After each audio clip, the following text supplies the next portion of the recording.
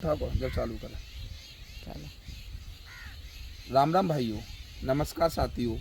आज मैं आपसे कोई राजनीति की बात करने नहीं आया, बल्कि एक ऐसी कड़वी सच्चाई पर बात करने आया हूँ जो आज हमारे समाज को अंदर ही अंदर खोखला कर रही है।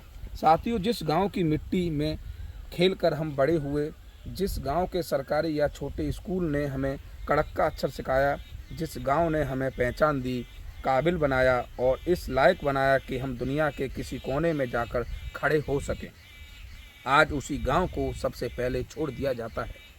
और दुख की बात जानते हैं क्या है? छोड़ने के बाद सबसे ज़्यादा कमियां भी उसी गांव में निकाली जाती हैं।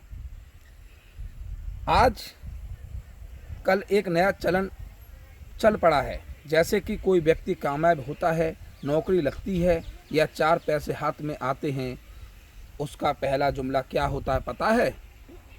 अरे, इस गांव में रहकर मैं अपने बच्चों को अच्छी शिक्षा नहीं दिला पाऊंगा, या कोई सुविधा नहीं है, यहाँ का माहौल खराब है। मैं ऐसे लोगों से हाथ जोड़ करके एक सवाल पूछना चाहता हूँ, जिस गांव ने तुम्हें सब कुछ दिया, वो गांव तुम्हारे बच्चों को क्यों नहीं दे पाएगा? क्या कमी थी उस गांव की हवा में, उस पानी के, उस भाईचारे में? सच तो यह है साहब कि गांव में नहीं, कमी हमारी सोच में आ गई।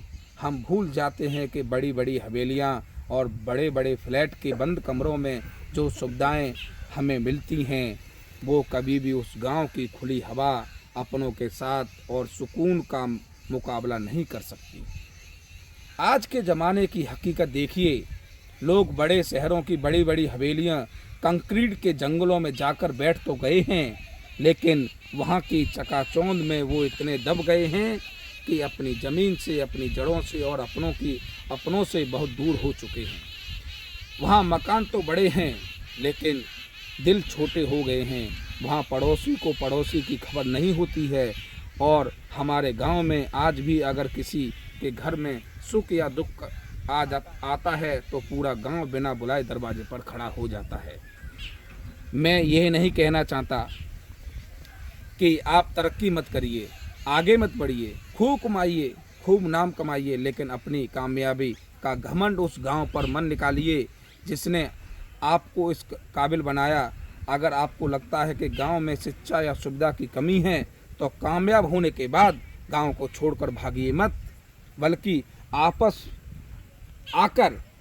वापस आकर उसी कमी को दूर करने में गांव का साथ दीजिए।